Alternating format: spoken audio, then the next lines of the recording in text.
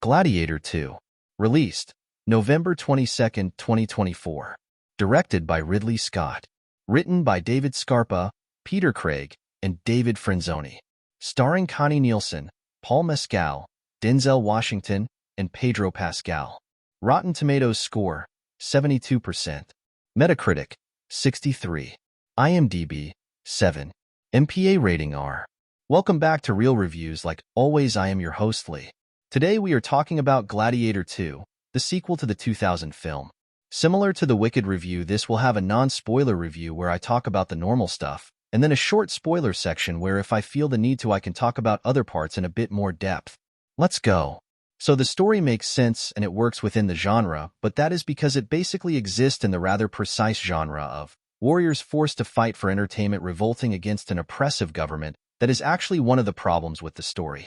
It uses all the same tropes as any other gladiatorial movie or show, captured or recruited against their will, given the choice to live or die, fighting to save or avenge a loved one.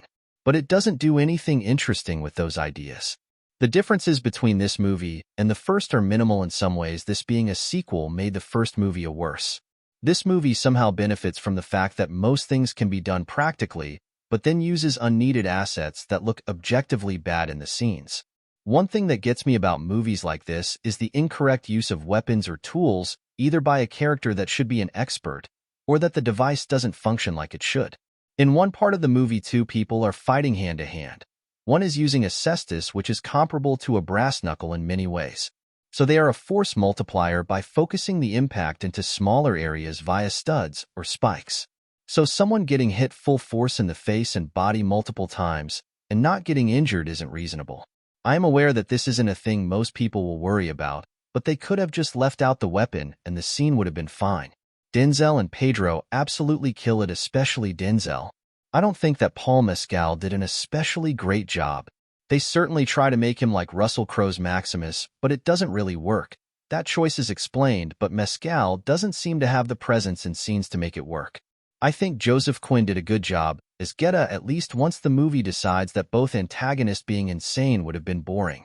Fred Heckinger did a great job, but I hated him for 90% of his time on screen. He is irritating because he is insane and childish the whole time. Most of the side characters are largely forgettable to the point that I would struggle to tell you almost any of their names. The pacing is fine, but that is because the movie is fight, story, repeat. So nothing ever had a long time to get boring. I don't know if they really spent that time the best possible way, because if they had worked with the tropes they had in better ways, they could have built out the stories and characters in more intriguing ways. Overall, I didn't find this movie enjoyable, but I didn't leave the movie upset or feeling like I had wasted money or time. Just that I saw a very generic, very safe movie. Next up is spoilers, so if you haven't seen the movie and don't want to have any of the story or characters spoiled, come back after you watch the movie. If you are stopping here, thank you so much for watching. I appreciate you and the time you spent viewing my content. So this is the story of Lucius Aurelius, grandson of Marcus Aurelius, son of Lucilla and Maximus. You may be wondering how this happened, since in the first Gladiator movie Lucius is 8 years old and Maximus's dead son would have been 8 at the time. So now the story is that Maximus, a man whose literal chant was strength and honor, had no honor and had an affair with the emperor's daughter.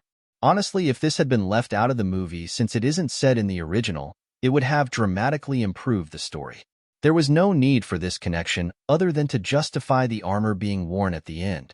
Okay, but back on topic, Lucius was sent away after the events of Gladiator because his mother believes he will be a target because he is the rightful ruler at that point.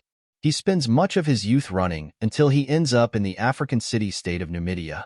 The war-mongering emperors Geta and Caracalla send General Acacius to take it for Rome, which he does, and in the process he kills Lucius's wife and captures Lucius. This is kind of the default story for any Gladiator movie, and one where they could have easily gone a different direction. Like, I know Lucius being trained his whole life and being brought back, but Geta and Caracalla being so insane that the only way he can get close without them suspecting is by coming up in the ranks of the arena. Still, this gets rid of the rather pointless revenge story and replaces it with a story of reclaiming one's home. Also, yeah, this is a subpar revenge story where Lucius wants revenge on Acacius for killing his wife, and it never really gets interesting depth added to it.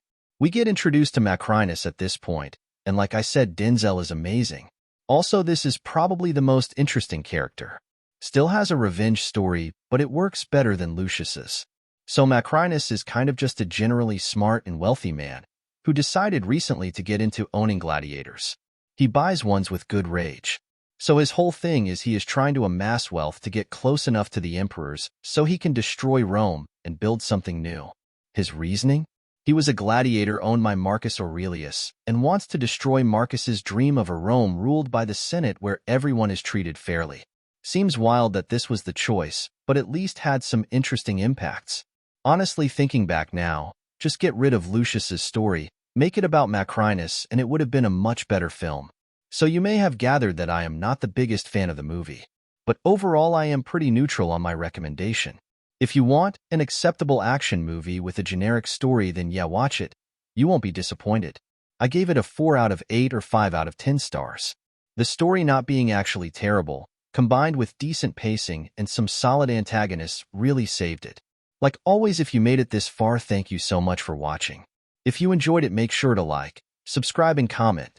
I tend to have at least 2 videos out per week, real reviews like this one or AI reviews depending on releases. Until next time.